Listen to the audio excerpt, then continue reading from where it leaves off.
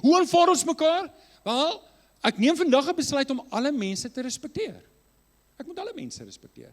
Dink, maar is dit Bybels? Leer die Bybel regtig ek moet alle mense respekteer? En jy kan nou 'n paar name in jou kop, ek gaan nie weer al die vlaggies so goeders opsit wat ek laasweek gedoen het nie, maar jy kan in jou kop 'n paar name vra. Regtig? Regtig moet ek hierdie mense respekteer? Sê die skrif het regtig? Petrus sê in 1 Petrus 2 vers 17, julle moet? Okay, maar sê dit as julle bedoel, julle moet alle mense respekteer. En dan natuurlik julle medegelowiges lief hê. Met ander woorde, daar moet meer in dit wees vir my medegelowiges. Okay, so, hoe wys ons aanvaarding? Ons het in die eerste punt gesê, ons moet vriendelik wees. In die tweede ene sê ons, ek moet respek toon teenoor ander. Ek moet respek kan wys vir ander. En dit voel partykeer onmoontlik. Veral, ek kan jou respekteer, ek weet jy die Here Jesus, en ek weet jy probeer jou beste, maar ons mense daar buite, wat ek nou vir julle kan sê, ek sukkel om ja, wat ook al, ek sukkel. Wie van julle sukkel ook partykeer? Steek op die hande, wie is eerlik? Ja, sê ek is nie alleen, hier's 'n paar wat glad nie sukkel ooit met enigiets nie. Maak nie saak. Maar hoe is dit moontlik? Natuurlik is dit moontlik. Want ek en jy doen dit nie uit ons eie krag uit nie. Wie is in ons? Jesus is in ons. En dit is nie omdat ek harder probeer nie. Dit gaan nie. Jy kan nie hard genoeg probeer nie. Jy moet jouself kruisig sodat Jesus in die lewe kan kom in jou. Maak dit sin? Okay, so, ek weet dit is moeilik, maar jy kan dit regkry in die Here Jesus. Ek en jy moet net leer om anders te dink oor mense. Wie van julle het 'n R200 noot gehou vir my? Wie van julle het 'n R200 noot? Steek gou op die hande. R200. Dankie Estel. Kan jy hom vir my bring asseblief? So, wat jy moet doen is jy moet die waarde van 'n mens bepaal. En as jy die waarde van 'n mens bepaal het, Estel, baie dankie. Ek het nog nooit, dis hoe dit lyk.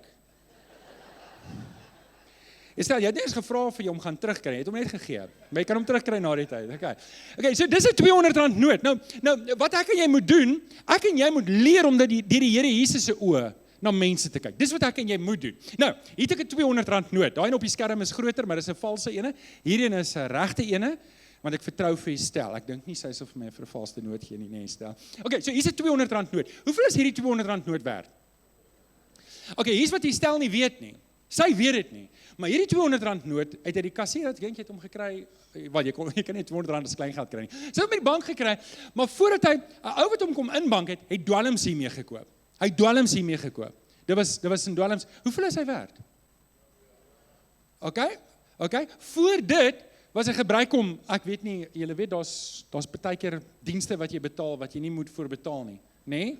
Daar was sulke dienste gebruik, hoeveel is hy werd? Wie bepaal die waarde van hierdie R200 noot?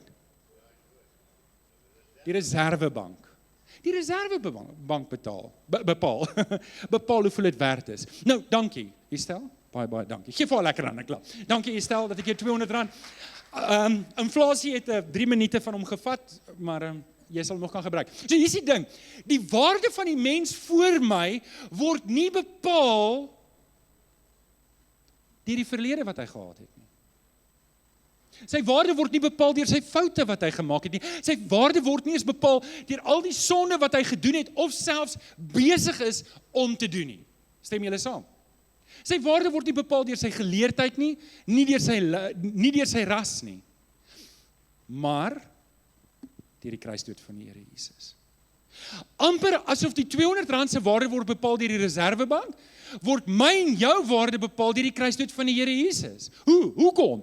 Want God die Vader het na Kornel gekyk en gesê, ek is so lief, en hoor, moet net julle dink dat Jesus het sy lewe vrywillig. Jesus het saam met sy Vader na Kornel gekyk en gesê, ek het Kornel so lief, ek sal vir haar in die kruis gaan sterf. Jy kan nou almal se name insit. Dis hoe lief Jesus jou het. Dis jou waarde. Dit is die ou daar buitekant, dis die karwag se waarde, dis die ou wat daar voor die polisiestasie slaap se waarde.